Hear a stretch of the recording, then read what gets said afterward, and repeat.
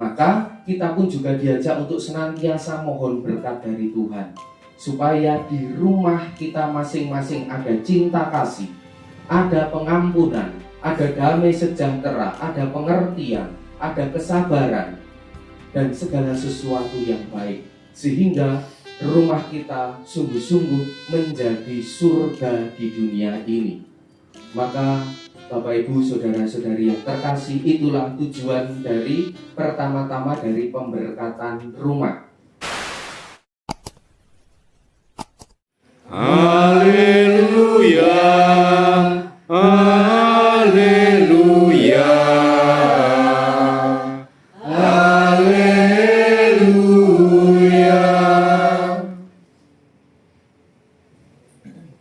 Tuhan bersamamu Dan bersamamu, Inilah Injil Yesus Kristus menurut Matius. dimuliakanlah Tuhan.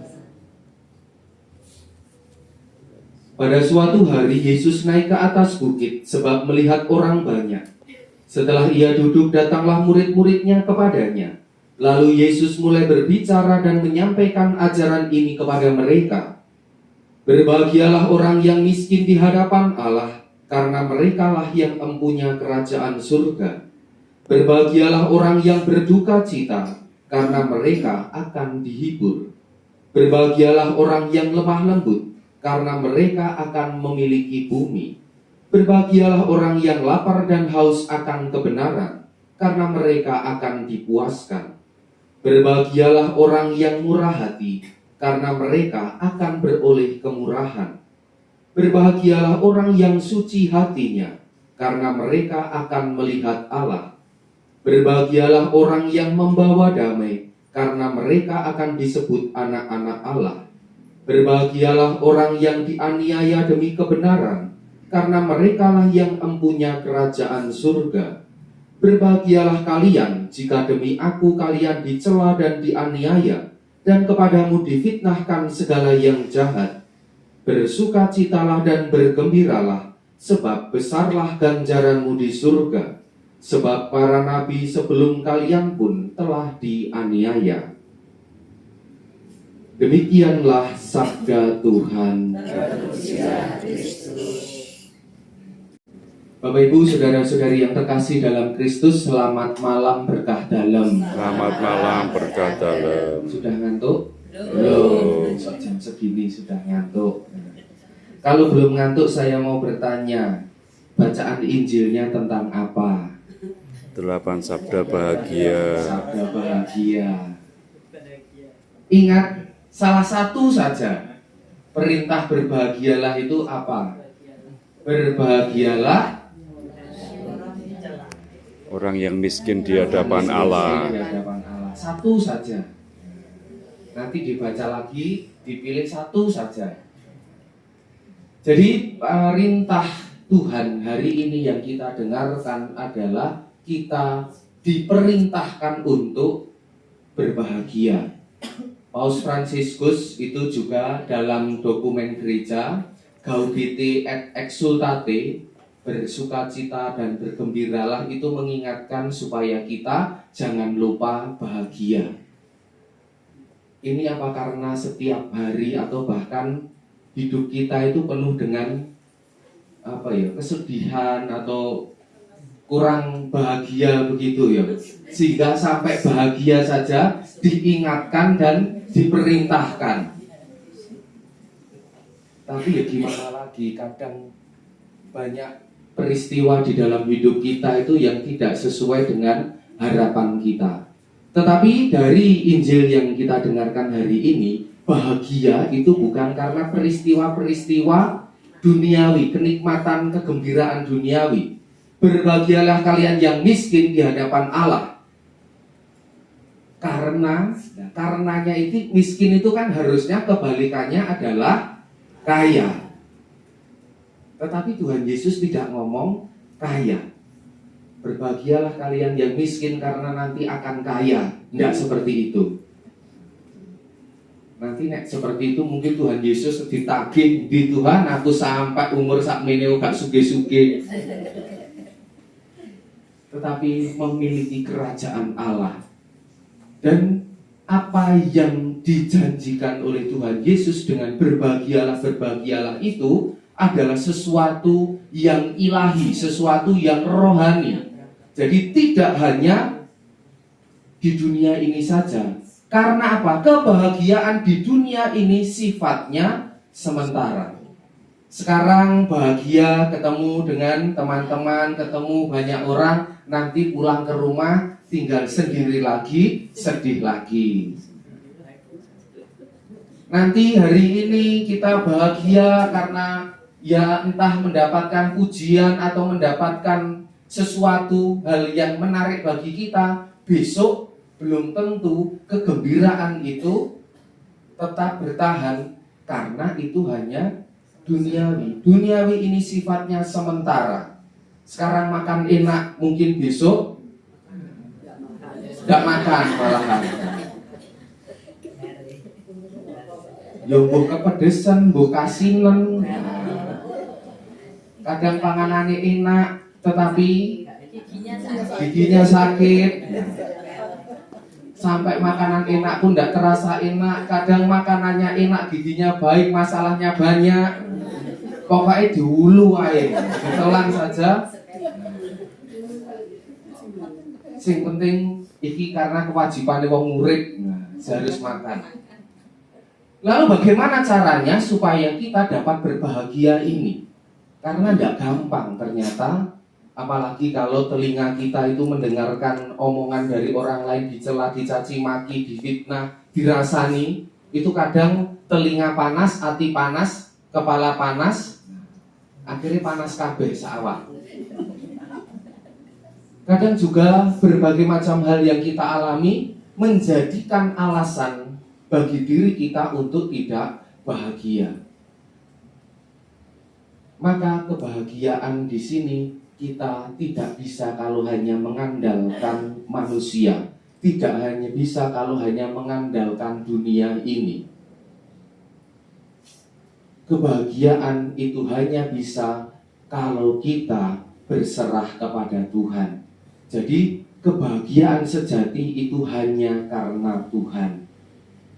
Memiliki kerajaan Allah, kita mendapatkan kemurahan. Artinya bahwa hidup kita merasa diberkati, itu kan juga dari Tuhan. Maka salah satu caranya adalah ketika kita berdoa, itu kita juga mohon rahmat supaya kita bisa bahagia apapun keadaan kita. Terkadang hidup yang kita jalani ini adalah hidup yang diimpikan oleh orang lain. Saya pernah ngomong waktu itu, ada orang sing punya mobil, melihat orang sing duwe pesawat, orang punya perahu, akhirnya pengen, dah neo aku duwe duit oke, aku iso tuku pesawat. Ning dindi gampang.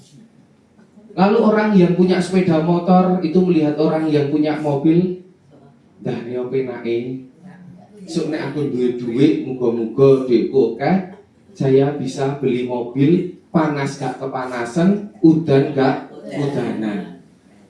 Nanti orang yang naiknya sepeda ontel, punyanya sepeda ontel, lihat orang yang naik sepeda motor juga pengen. Jadi yo Daniel nek aku duwe sepeda motor, ning dindi gak harus capek, kemana-mana bisa cepet. Orang yang gak punya sepeda pun gak punyanya hanya bisanya jalan kaki. Enak yo sakjane duwe kendaraan, Mas yo mung sepeda ontel. Gak kudu ning ndi, gak kudu mlaku kaya aku. Lalu ketika ada orang jalan, ada orang yang duduk di kursi roda, lalu ia melihat, enak ya orang itu bisa jalan kemana-mana. Nanti orang yang di kursi roda ini ketika dilihat oleh orang yang hanya bisa berbaring di tempat tidur, juga saya omong enak ya, si iso ning dindi masih yo nganggo kursi roda. Gak barbar. Ya itulah namanya wong urip. Maka supaya bisa berbahagia, bersyukurlah dengan keadaan yang kita alami sekarang. Karena kita tidak akan bisa bahagia kalau kita hanya membandingkan dengan orang lain. Orang lain punya apa kok saya tidak punya. Orang lain bisa begini kok saya tidak bisa. Jadi yang dilihat, yang dipikirkan itu hanya yang tidak dimiliki. Kalau kita hanya melihat apa yang tidak kita miliki, selamanya tidak akan bahagia. Maka kita diajak untuk bisa berbahagia, mohon berkat Tuhan, itu supaya kita bisa melihat berkat Tuhan di dalam hidup kita. Saya bisa berdiri, saya bisa berjalan, saya bisa bernafas, saya masih bisa makan, iso ngrasakne asin, pedes, legi. Bersyukurlah atas hal itu. Lalu juga kita mohon rahmat-rahmat dari Tuhan supaya kita dapat berbahagia melalui sakramen-sakramen di gereja.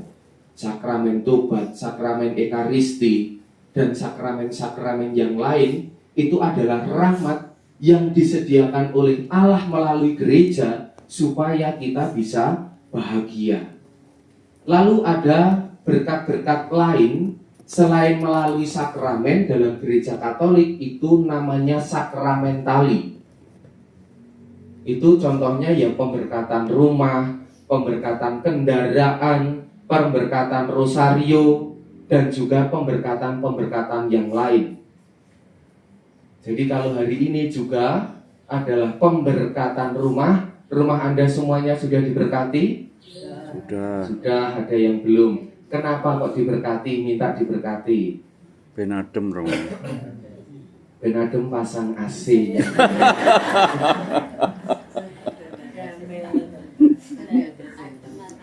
Ada kedam. Jadi saya beberapa kali itu didatangi orang minta pemberkatan rumah karena rumahnya horor katanya. Ini kesalahan. Jadi ya memang setiap pemberkatan itu adalah eksorsis kecil. Eksorsis kecil itu adalah ya pembersihan yang kecil. Bahkan ketika memberkati benda-benda suci itu adalah eksorsis kecil. Karena semua termasuk manusia, tempat rumah, bahkan ini salib, rosario itu juga bisa ditempati oleh si jahat. Maka dengan diberkati, itu yang pertama-tama adalah menyerahkan kepada Tuhan, bahwa saya mempersembahkan milik saya ini kepada Tuhan, dan semoga melalui pemberian Tuhan ini yang saya persembahkan kembali kepada Tuhan, saya memperoleh berkat rahmat yang saya mohonkan, yang saya butuhkan di dalam hidup.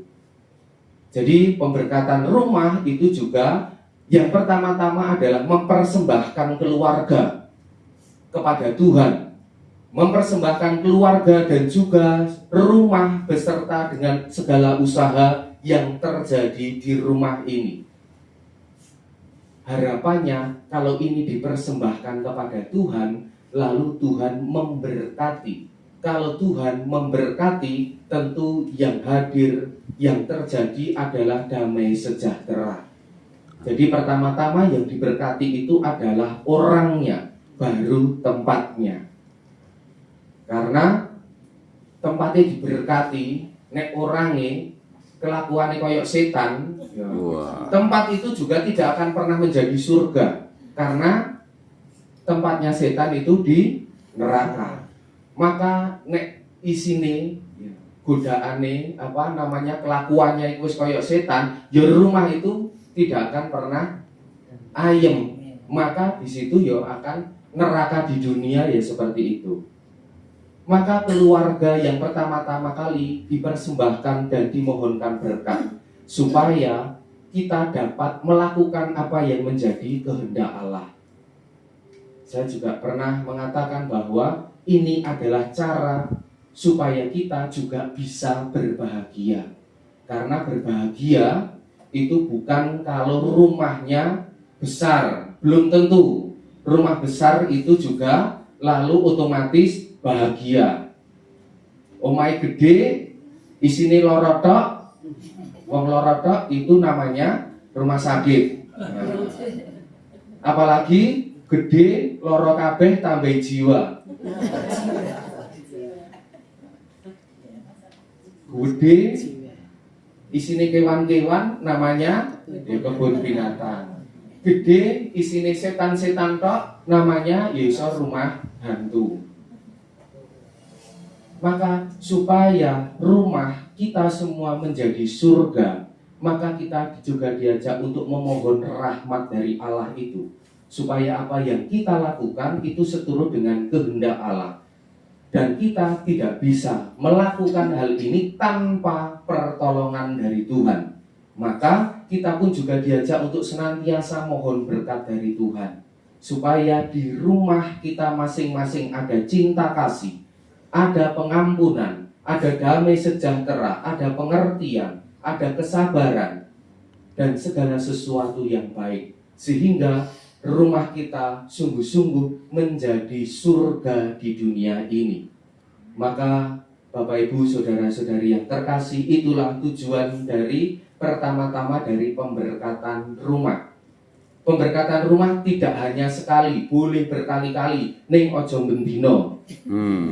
Saiki pemberkatan rumah, sesuk pemberkatan rumah, sesuk eneh pemberkatan rumah. Legrek romo ini. Tetapi sekiranya perlu, entah 1 tahun sekali, 2 tahun sekali, ibaratnya koyok nyaponi omah, nyaponi ku oga menyapu rumah itu tidak cukup hanya 1 kali.